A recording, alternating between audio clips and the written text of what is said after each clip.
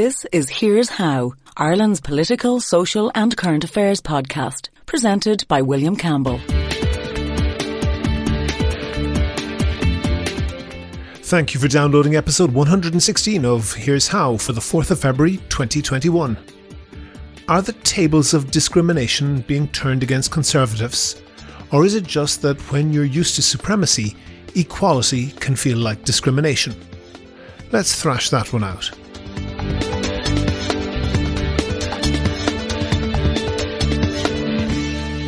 Here's How is Ireland's political, social and current affairs podcast. Make your view heard. Just dial 076 603 5060 and tell the world what you're thinking. Your voicemail may be included in the next podcast. You can find tips on recording your contribution and other ways to contact the show at here'show.ie/call. Coming up on today's podcast. In Irish society, the church met the demand. You said you're not so practicing as a Catholic anymore. That's fair enough. Do you believe in evil? Completely. You can't not believe in evil. That's coming up shortly. But first I want to thank all of my donors on Patreon. I really appreciate everyone who does that.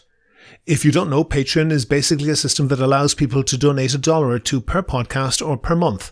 And that helps me to devote more time to research and to finding interesting guests. If you think that you could do the same as those donors, there's details on the website and at the end of the show.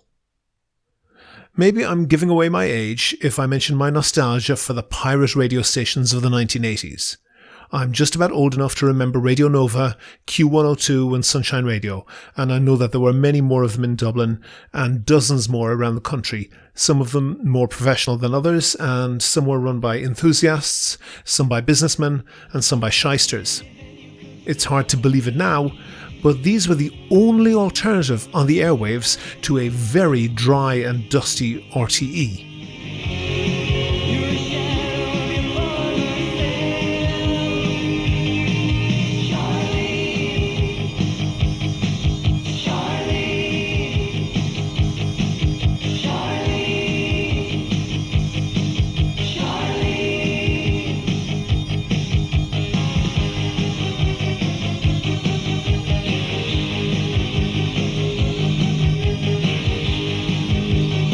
The brand new single from the band, Light a Big Fire, to keep their legion of Irish fans happy. That's called Charlene, and it is going to be absolutely huge. 27 minutes to 4 o'clock on Better Music Dublin, where it is all so much better. I just love feedback. Here's Matt Bianco, Undercover. Radio 2, as it was then called, was set up to try to stem the massive hemorrhaging of listeners to the pirates, who mostly operated totally openly, giving out their phone numbers and addresses on air and selling advertising to major businesses. At one point, Radio Nova crashed the entire telephone system of the Dublin region when so many people called trying to win a cash prize. RTE was so frustrated that the pirates, who were all broadcasting illegally, were taking so much of what they saw as their audience that they, RTE, resorted to breaking the law themselves and installing illegal transmitters to try to jam the pirate signals. There was a lot of political instability in the 80s, which meant that the various governments had little motivation to offend the huge swathe of voters that listened to them. Then Fianna Fáil formed a majority government in 1987, and by the end of 1988, almost all of the pirates were off the air, with the promise of commercial broadcast licenses to come. But this isn't about the pirates, really. If you're interested, go to pirate.ie, a great website that puts up clips of old recordings, and thanks to Brian Green for permission to use these clips. I was listening to the clips, and when I got over the nostalgia, what really struck me was the prices in the ads. So, for the first time ever on the podcast, let's have an ad break. You, Adrian, get ready. We're going to Prize Fighters. But you're the prize fighter, Rocky. You don't listen to me, Adrian. Prize Fighters is a shop where you can get Bendix washing machines for £199, fridge freezers at £189, Thor electrical cookers at £179, with a free set of those. This ad is from 1984. Think about that for a moment. A washing machine for £199. I presume that prize fighters were promoting their best bargains, but let's have a look at the bargains today on the Power City website. Washing machines start at €219. That's £173 in old money. Yeah, I know that. Call Andy Rigg at Price Fighters, 284 Lower Rathmines Road, Dublin 6, or telephone 01977700. That's 0197. Get that, after 37 years of inflation, a washing machine today costs considerably less than it did in 1984. Other household appliances follow the same pattern. That ad has a fridge freezer for £189.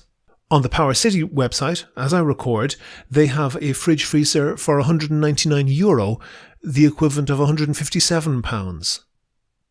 Bear in mind that I'm not doing any adjusting for inflation here. There is no in today's money. That's just the raw price data. That ad from 1984 has an electric cooker for £179, and there's some on the Power City website today for €219, so that's 172 old Irish pounds. 179 37 years ago, 172 today. That's even before you take into account that the technology in these appliances is light years ahead of what it was back then. The point that I'm making here is that when you hear the inflation figure announced each month for this or that percent, it doesn't mean that all things change their price at the same rate. If you look at the CSO website, they will tell you that the inflation rate since 1984 has been a total of about 120%. That means that something that cost the equivalent of €100 in 1984 would cost €220 today. But actually, it doesn't mean that. It means that the average price of a basket of goods, which cost €100 in 1984, would cost €220 today. But averages don't tell the whole story. You could have got the cheapest loaf of bread in 1984 for about 19p, about 25 cents.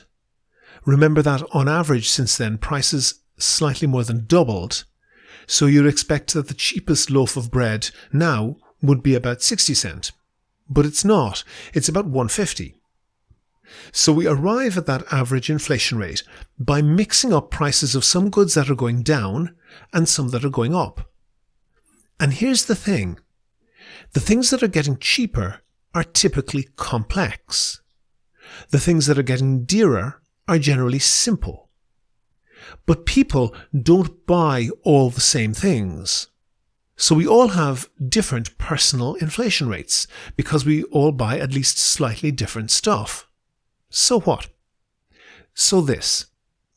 People who are poorer spend a far bigger portion of their income on food and basic things. People who are richer pay the same price, maybe even a bit more, for food, but they pay a much lower portion of their income for those necessities. If you're lucky enough to be able to spend most of your income on expensive electronics, on flights abroad and other luxuries, then your personal inflation rate is much lower than people who are struggling to make ends meet. Think about that when you hear someone say a TD or minister's salary is increased in line with inflation, or that social welfare payments are increased in line with inflation. Because one person's inflation isn't in line with someone else's inflation. Do you agree? Do you disagree? If you want your point of view heard, dial 076 603 5060 and leave a contribution for the show. The lines are open 24/7 and you can find tips on how to record a good contribution and other ways to contact the podcast at here'show.ie/call.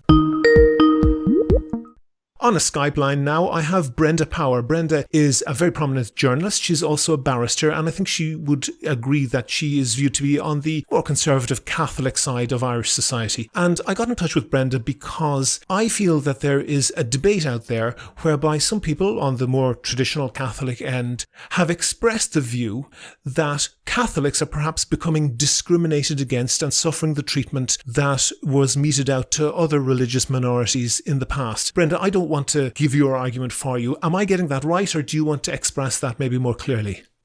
Well, can I just pick you up on something there, William? Because I don't think it is, I think it's a little bit lazy, to be honest, to say that I am on the Catholic end of the spectrum if I am not in agreement with the liberal left-wing right-on agenda on every possible topic. Give me your description of yourself in that case. Okay, I mean, I like a lot of people, I would have been brought up in a Catholic household. I don't know when I was at Mass last. I would say that I suppose, driving motivation is justice and fairness and equality. And if you want to characterize that as a Catholic, I'm not entirely sure you're being accurate. The fact is that I would often come to the defense of the viewpoint that would be the traditional one, I suppose, held by, I think it's something like 85% of people in this country who identify as Catholic, because I feel it to be unfairly under fire and unfairly targeted, if you like, as a very easy sitting duck for to get yourself some likes on Twitter or establish your right-on credentials. The best thing and the swiftest thing you can do to achieve that is have a pop at the Catholic Church. And so I suppose I'm a barrister. I would say that my driving motivation is justice and fairness and equality. If other religions and other viewpoints and other secular dogmas are beyond criticism or reproach, then it seems to me unfair that an easy target like the Catholic Church should be a recourse for people who want to burnish their right-on credentials as easily and as, I suppose, with as much impunity as it is possible to do, because there is no comeback against you if you criticize or mock the Catholic Church. Absolutely zero. The only possible... Hold on for a second. There, what I think it's called Waterford Whispers News, a satirical website, had a brief few seconds of what I thought was a not particularly funny... By the way, Waterford Whispers is often incredibly hilarious, but as with comedy, and as with comedy, it's hit and miss. And I thought that a very brief clip that they had was a miss. That created an enormous furore and triggered RTE to issue an apology and to have the clip removed from their website. That's not powerless. I know it is quite an obvious comparison to make, William, but the Catholic faith, if you're going to start taking a pop at rather absurd conceits in religions, I would say that the Catholic Church is not alone in having some fairly, Hold on a second, Brenda. The Catholic Church regularly describes one section of Irish society as intrinsically disordered and evil, and that is reported soberly on RTE news programmes.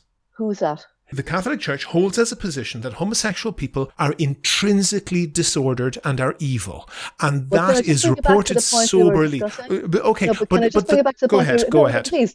No, please. You were asking me why there was such outrage over the parodying of a fundamental tenet of the Catholic faith.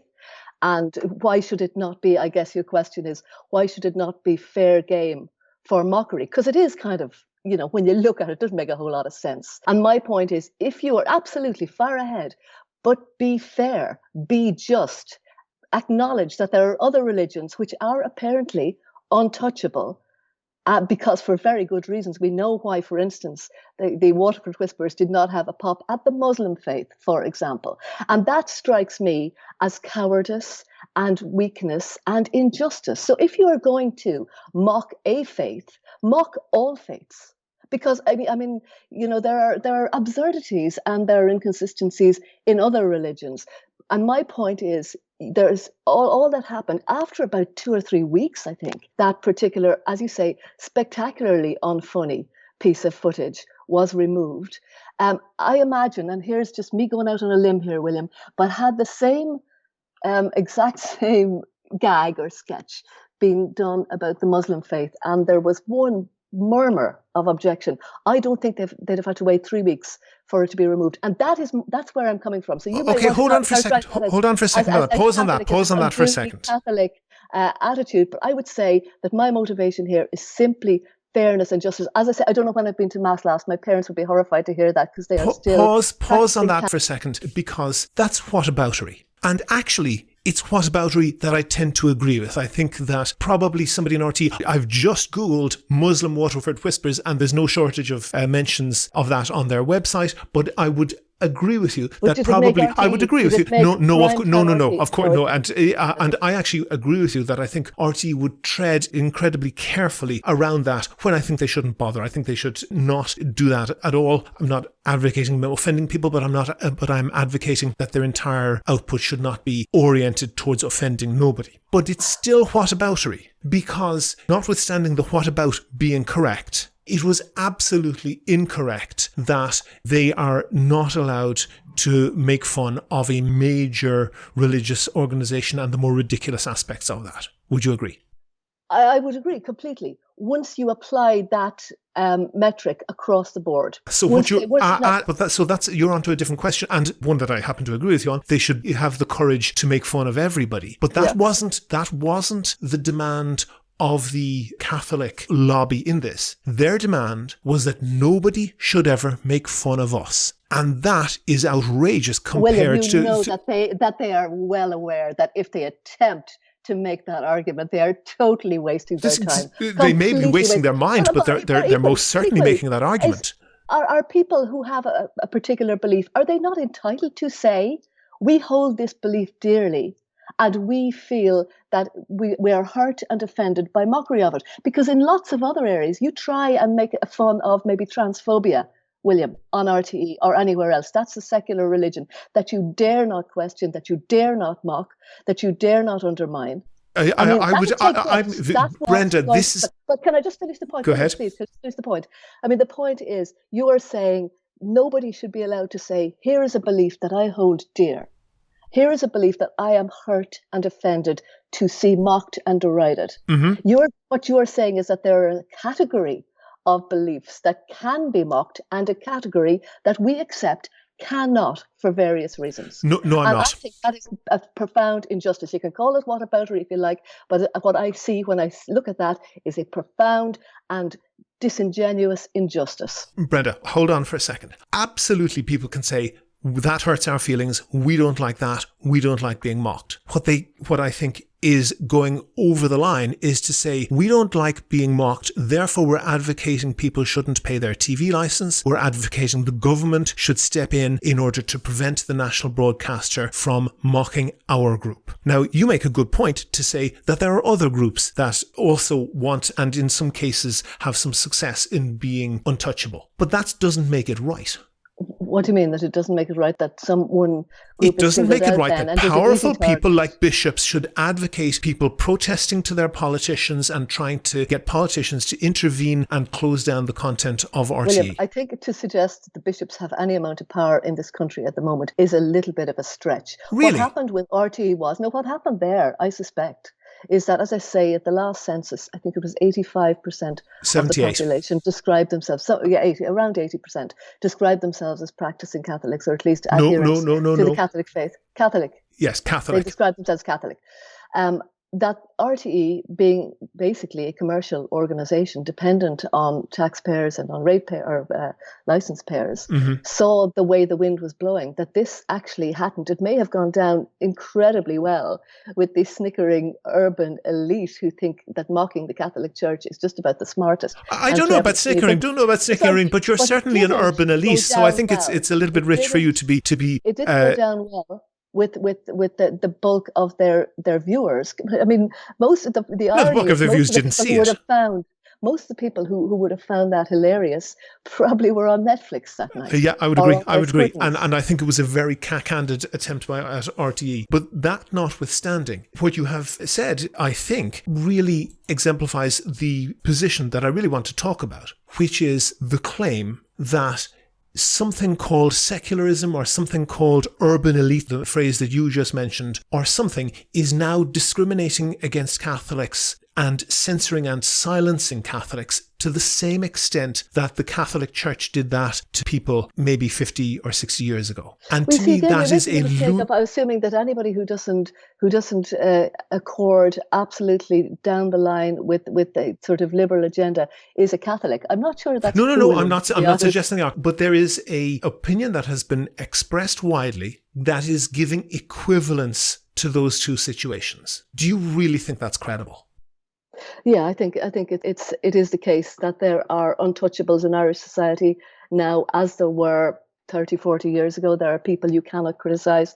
On There the same are scale. belief systems you cannot undermine. I mean, I would give you as an example, and I don't think there's been any sort of comparable outrage here, but look at what happened to J.K. Rowling and the Guardian columnist Suzanne Moore on the dogma of transgenderism, transphobia. Yeah. I mean, I think Roisin Ingle from the Irish Times came in for a lash from her followers when she dared to share Suzanne Moore's article about how she was basically sacked by the Guardian for having supported somebody who questioned the rush to designate confused children as gender dysphoric. Okay, Brenda, that debate will be well known to these listeners. And you're absolutely right that there are question that here. Go ahead. Nobody would dare to raise any suspicions about that. I don't know if you're aware, there's a new book being written by an American researcher called Irreparable Damage about the change in the profile of people presenting with transgender issues. 10 years ago. I'm not going to get into the transgender debate, but I understand entirely that you're saying that Suzanne Moore was essentially forced out of the Guardian. J.K. Rowling has come in for very sharp criticism. Let me just for the criticism. She's been absolutely mastered. No, hold on for a second. All of everything that has been done to J.K. Rowling is verbal. She's been said horrible things said about her. Some people will agree with them. Some people may not. Some people will. Economically, some of her publishers. J.K. Rowling is a billionaire. I'm not going to be too worried about that. But just put that in contrast. And I just want to read. If you have money, it's okay to. No, absolutely not. Absolutely not. And I agree, by the way, that there are undemocratic and anti-intellectual motives to some of that criticism. And I think that it's wrong, flat out. But what I'm questioning for you, Brenda, is not the fact of that, but putting the two things in comparison. I just want to read a short piece from a tweet by Luke Ming Flanagan. And Luke Ming Flanagan, MEP, former TD, wrote about the mother and baby homes. And I just want you to listen to this very short quote from him. He said, "You've had your bit of fun, now feel the bloody pain. Those were the words said to my mother as she was screaming in pain while giving birth to me. They were said to her by a bride of Christ, or a nun for those who don't follow the lingo. Now you'd think the nuns would have loved my mother. Catholic, didn't believe in contraception, pro-life as the phrase goes, 4 children already delivered for God. My father was even a carpenter. But they didn't love my mother. They loved no one, just hated. Hated the fact that this world is uncontrollable, full of free people with free will, full of unpredictability. However, that didn't stop them from attempting to control it. Whatever it took, it meant making my mother feel dirty for having enjoyed the love of my father. Even when my mother had followed their teaching, that wasn't enough. It had to be hell. Any bit of fun wakes the devil, so it seems." I think that it is outrageous to compare even the quite nasty things done to people like J.K. Rowling. It is outrageous to compare them to the mass infringements of human rights that were carried out by, for example, the nuns in the mother and baby homes. The scale and the scope and the seriousness of the crimes committed, to belittle them by comparing them to Twitter wars, is really off the scale. It is, but what you have is the same mob mentality that circulates around anybody who dares to transgress or step out of line. But can I just come back to your point there with regard to the mother and baby homes? I don't know if you heard that overnight, I think it was announced that Arlene Foster has announced a review of mother and baby homes in the north of Ireland. 10,000 women passed through those in their time. At least half of them were run by the Protestant faith. Now, we have... Are we going to whataboutery again? I don't know how that's going to sit with the conclusion which you have just articulated there, that the entire wrong and only the wrong that was done was... I never used the word only. ...by the nuns. No, but you very clearly said, William, the nuns. Okay, so I mean, here's my problem with that. Who were these nuns? Where did they come from? Were they foreigners? Were they from the north? Were they British? Or were they products of Irish homes, of Irish values, of Irish society? Where did they hear those things they said to the women? Where did they pick up those attitudes? It is way, way too easy and too convenient to say the nuns, done, dusted, wash our hands of it. In 50 years of Dáil debates, William, the word unmarried mothers was never mentioned. Yet last week, politicians were quick to say, not us. Oh, no, it wasn't us. We were never to blame. Nobody wanted to know. Those women were put into those Brenda, do you have anything other than whataboutery? No, they weren't put into by their families. Not always. Any other term? Do you have any other term to address what I am saying here? Let me absolutely address that. Let me address that precisely. Not about it. What I'm saying is, are you seriously suggesting that what the nuns did in those homes, and no one's denying them, by the way, but that in the course of 60 years, that there was not complicity by the wider community? Are you seriously saying? But you have just said. I fully agree. By the way, there was complicity by the wider. Hold on for a second. Entirely the nuns, and that what happened to those women that you're comparing, of saying J.K. Rowling has been harried and harassed and abused and economically damaged online by people seeking to put her out of work and to damage her as best they can financially. What I'm saying is there is no comparison. Just finish the point. Can you just finish the point that this has happened to lots of people. We've seen people lose their jobs, much lesser people and far more economically vulnerable than J.K. Rowling, lose their jobs because of a Twitter campaign. And what I'm saying is the same mob mentality that drove those women into these homes, that drove them out of their communities, that made it, or at least made the families believe that it was untenable for them to keep them and to raise the kids and to thumb their noses at the squinting windows, is the exact same mentality that now gathers people with their virtual pitchforks and flaming torches to round on somebody who has transgressed online. Hold on for 1 second. Embedded in that argument, embedded in what you're saying. You feel good about yourself. There's a great quote from Winston Churchill. Brenda, I'm going to stop you now for a minute because you're going way off. I'm going to answer the point that you made. Brenda, hold on for 1 second, please. Brenda. Feed the crocodile to stop it eating you. And that is what happened in Ireland all through those decades, and it's what's happening on social media now. Brenda, I want to answer that. I want to answer that point, and I know that you're a barrister and a very good debater, but I do want to actually get a word in and and come back to the topic. And embedded in what you're saying is that the Catholic Church was essentially following the quite brutal and gynophobic mores of the times that they lived in. And I think that's wrong because they weren't following that trend. They were leading it. And yet, William, in other countries, there are other Catholic countries in Europe as well, where unmarried motherhood was at least as big a stigma as it was here. Yet in those countries, Italian men, Spanish men were far more likely to marry their pregnant girlfriends. Here, that didn't happen. And society demanded a solution to illegitimacy, to illegitimate babies who might have a claim on the family farm. What I'm saying, and actually I heard somebody on Claire Byrne's show the other morning who was a victim of these places making the same point. She said there was a demand for this service in Irish society. The church met the demand.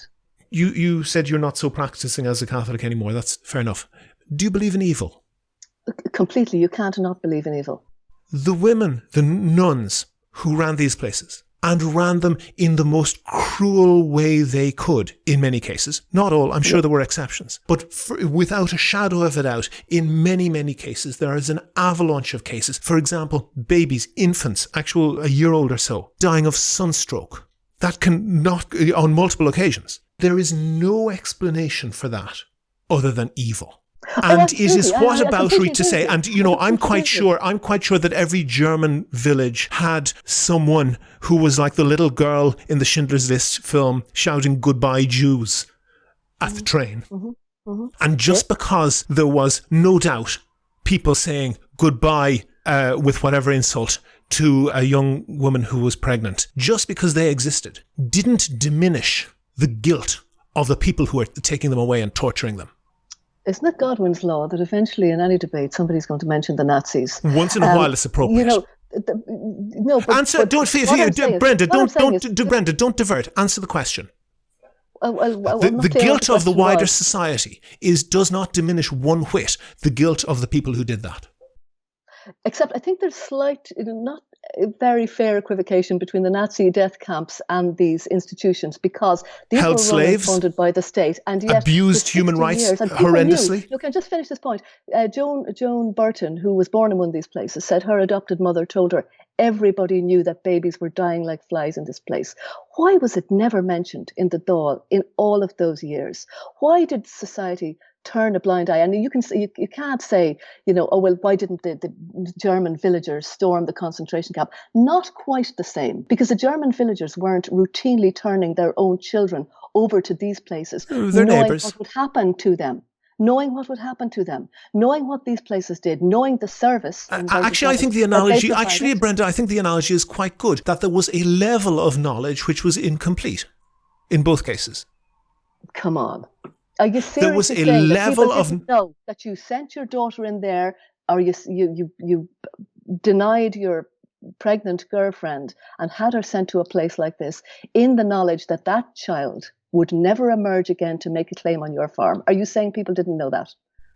I'm saying some people knew that. I think that these. Hold on for a second. No, the proof that Brenda, the proof that you're incorrect is the extensive steps that the nuns took to hide their behaviour.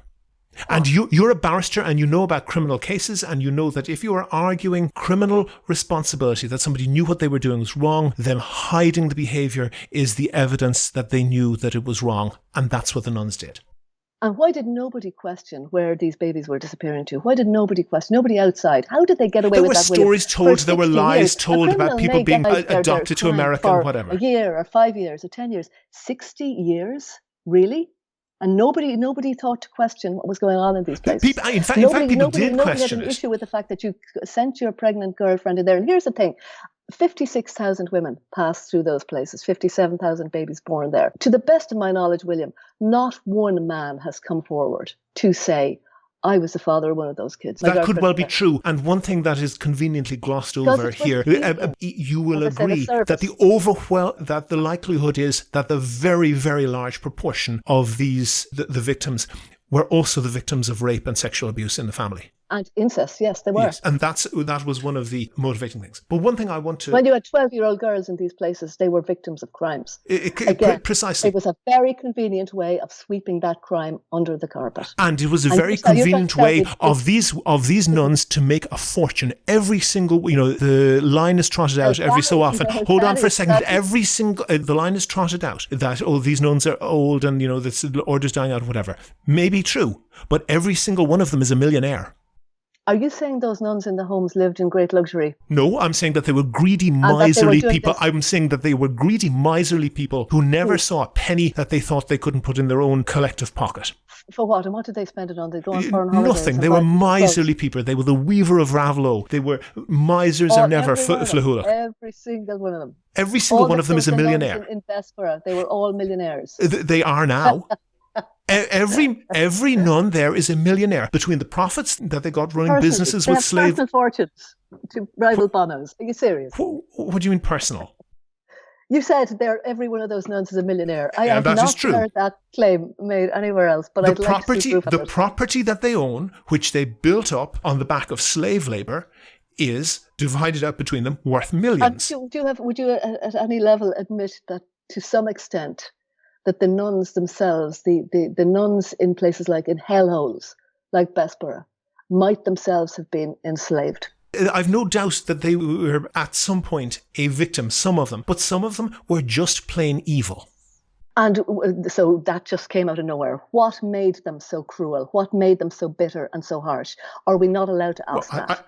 We absolutely are. We absolutely are. And that's a relevant question that you can do after you accept that what was done was evil, and that any inconvenience posed on religious people, or as you say, people who don't believe in a particular interpretation of viewing transsexual, any inconvenience imposed on them is absolutely not comparable with the type of torture and slavery meted out in Ireland in those places. That was evil. Even if you don't believe in God or good, you cannot but believe that there is incredible evil in the world. Okay, I don't want to get too tied up. But can I just come back?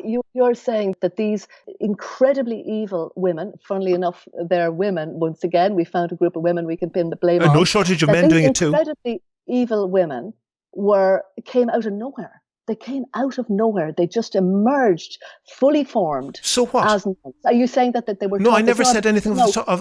They taught this in the when they were novices. Were they told, "Here's what you say to pregnant girls in your care"? Or do you think? Yes, it was. Yes, they were taught that. somewhere earlier.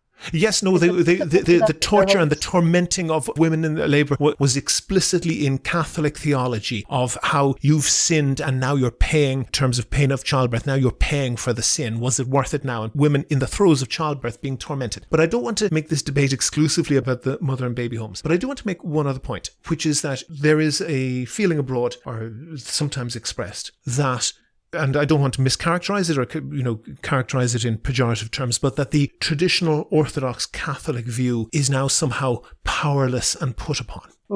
Now, having a look at that report is 3,000 pages. I have a slight suspicion that it's that long to deter anybody from reading it, but it's still possible to do some analysis on it. One of the analyses... Or maybe they wanted to be thorough.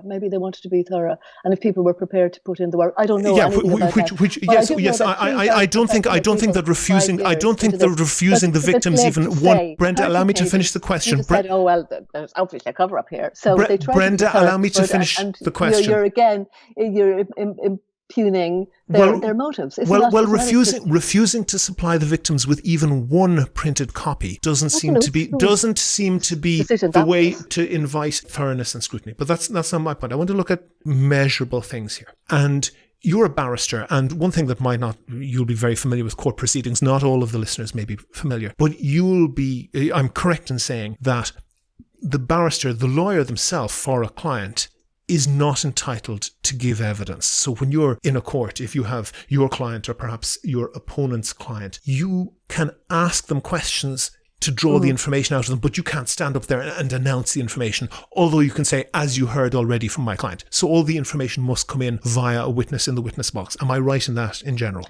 Well, you can put allegations to them in cross-examination. My client will say. It will say, yes, but it is via the witness. And you have, as in any profession, you will have ways of coping with that. And there's one phrase that I'm kind of familiar, and I'm sure you're more familiar with it, that barristers do when they want to put a question mark over what somebody is saying. They'll say something along the line of, you're up here telling this story about how you fell on the wet floor and broke your ankle. And the word story in theory is neutral, but it is used pretty frequently to call into question the evidence that you're getting. That's correct, isn't it? And it's a way to telegraph to the jury or maybe to the judge, don't necessarily believe what's being said. Doubt, exactly. The word story, or stories, variations of it, is used more than 120 times in that report. And in almost every single case, that I didn't get to, as I say, read the whole document, but every time I went down through it, what the victims were saying was referred to as a story. So you're saying that when we talk of a news story, for instance, we're instantly doubting its credibility? No, I'm saying that when a witness, when lawyers, and this was written by a lawyer, hold on for a second, when this was written by a lawyer, and barristers in particular are used to using that particular phrase, as you've agreed, in order to just subtly call into doubt. And there's one other thing. Did you count how many times they used the word account or testimony or evidence? Let me answer that exactly. Because the other thing that the report said was that they could find little evidence of maltreatment. Now, people are maybe, can I say, conditioned by CSI and these type of detective programs, and they have magic cameras that can zoom in incredibly, and DNA results that come out in 3 seconds, and so forth. But you'll be aware, and this comes up sometimes actually in rape cases, that people have a misapprehension of what exactly evidence is. And primarily, evidence is what the witness says in the witness box. And people will actually sometimes say, oh yeah, he said that, the witness said this, 10 people said they saw this happening, but there's no evidence. That's a misunderstanding, isn't it? That when somebody comes and says, I saw Jimmy rob that bank, that is evidence, correct? Well, once it's not hearsay. Correct, no, but if you say, I saw Jimmy rob that bank, that is evidence. And in fact, and you say, and you're correct, you cannot introduce hearsay. You can't say, Paddy told me that he saw Jimmy rob that bank. You cannot introduce that. And in fact, if you do have, let's say, fingerprints, DNA evidence, or whatever, you don't bring the fingerprints into the court. It is actually the fingerprint expert saying, I'm an expert in this, I've got this qualification, I examined it, and I found that this fingerprint matched the suspect or didn't match the suspect. So in fact, it is the person saying the thing that is the evidence in legal terms. It's not the thing itself, correct? Mm-hmm. Okay. Well, there's obviously different types of evidence. There's forensic evidence. Yes, of course. But expert evidence. So, I mean, what you're talking about is testimony. Indeed. But we have literally an avalanche of people telling how they were tortured, humiliated, how human trafficking was going on, how slave labor was being used. And this, we can end up with a report saying that there's no evidence of maltreatment. That is astonishing, isn't it? Well, here's the thing, William. You may not like the system of justice that we have, but this is how it works. We appointed a judge, Judge Yvonne Murphy, a retired judge, I think, and two other legally qualified, I think at least one of them has a legal qualification as well, to investigate this scandal. And we let them have 5 years to do it. Yeah, they took their sweet time. When they come back with a report that does not say what we expected and wanted to say, we immediately trash the report, question their motives, suspect them of nefarious ends, and pick through the conclusions that they reached on the basis of their research and say, we don't like this, go away and come back with a report that tells us what we want to hear. Now, either you abandon this whole means of investigating the past or controversies or scandals or issues and come up with a better one, or else you accept that when you commission a report and, unless you can point to any motive on the part of either of those three highly qualified people to want to cover up for the Catholic Church, then pause on that. I understand what you're saying, but pause on that, because I just want to look at what Senator Lisa Chambers said. Brenda, I just want to have a look at what Senator Lisa Chambers said. She said that the state did not receive the level of workmanship that was required from the Commission, and she said that the report outlined complicity in mass human trafficking, social engineering, and the cruel and inhumane treatment of unmarried mothers and their children. And she said that it was obscene, the statement in the report, that there was no evidence that children were harmed. Do you think she's utterly wrong? I honestly haven't read the report, William. I don't know if you have either. I'd like to read it before I came to any conclusion. But as I say again, I think we are very quick in this country when a report that we have commissioned does not say what we expected and wanted it to say, to immediately question the motives of the people behind it and to trash it. So okay, what's pause on that. Let me answer you on that. Inquiry that will give you the answers you want. Would that make people happy that we can now, because I mean it does appear to me that we have concluded that the nuns were to blame. We have whatever the report found. We have that is done and dusted. We don't want to hear any other suggestion other than that, because that was the result we wanted clearly when this report was commissioned. Pause on that. You're very good at extemporating in great length. We'll try and keep it sharper for the listeners. We had recently on this podcast a case where a very simple freedom of information request that unquestionably is valid from somebody who's experienced at putting in freedom of information requests, where an enormously extensive set of nitpicking at rules and officials apparently lying in responses to FOI requests were used for the past 2 years to prevent access to records of how a particular state organization is interacting with the Catholic Church. We have very many examples, and of course the best one is the fact that 96% of primary schools are under the direct control of the Catholic Church. It seems just unbelievable to say that there isn't a huge amount of institutional loyalty to the Catholic Church where their people are in positions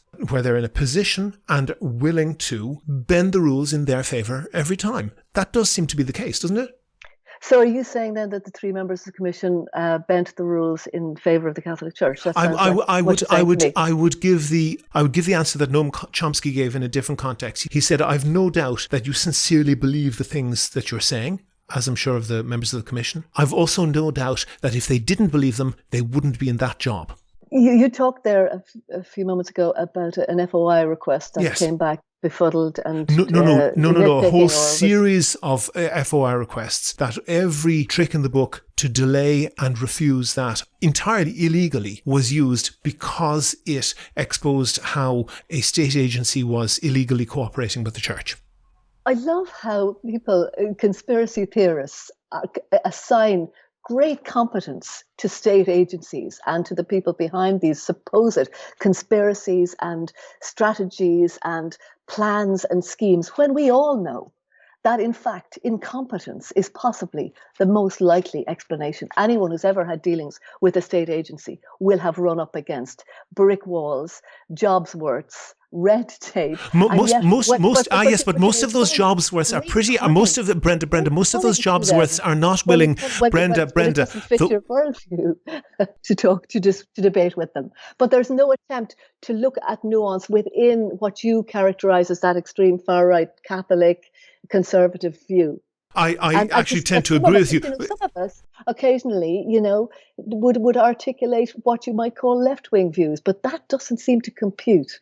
That does not rescue us from that little sort of file on the researcher's Rolodex or whatever that identifies you as belonging to this box. I completely agree. Brenda, hold on for 1 second. I completely agree that this is laziness on the part of RT, and I've spoken about this before, that it's literally who they've got on speed dial. But the point is that the Iona Institute has been very, very clever to exploit that, and will always have a speaker ready and will be able to do that. And I have no criticism of the Iona Institute. They're promoting their point of view very, very effectively. My point is that any claim that their point of view is underrepresented seems crazy to me.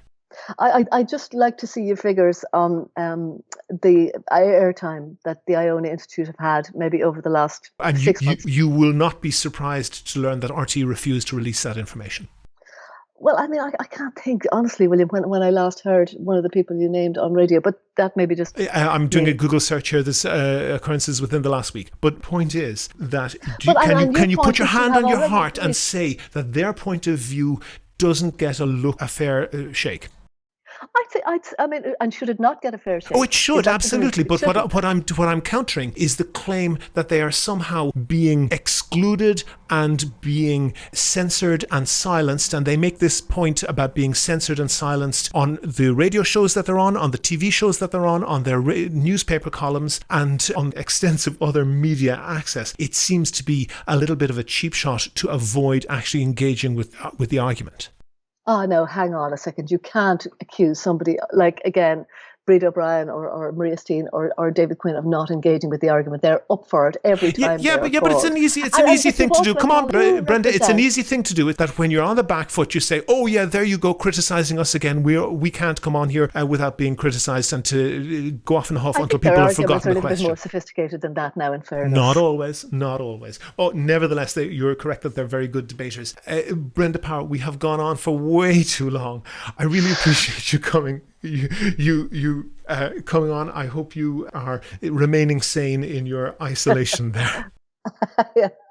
I'm not exactly in isolation. I'm here with 5 kids, so it's quite a busy household. But yeah, I think I'm remaining sane, William, and I enjoyed that. Thank you very much for having me on. That was a lot of fun. If you liked the Here's How podcast, please rate and review the show on iTunes and other podcast providers. Share it on Facebook and Twitter. Tell your friends. But most of all, make your views heard. Call us on 076 603 5060. Go to the website for sources and references from the show. And while you're there, you can like the show on Facebook, follow the show on Twitter at Here's How Podcast, and follow Brenda at The Brenda Power. And get in touch with me if you can suggest a guest or topic for a future show. And thanks again to all of the patrons on Patreon.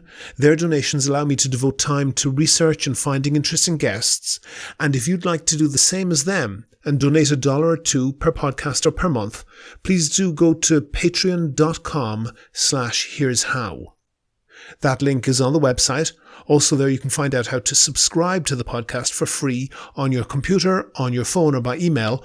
All that information is at www.here'show.ie.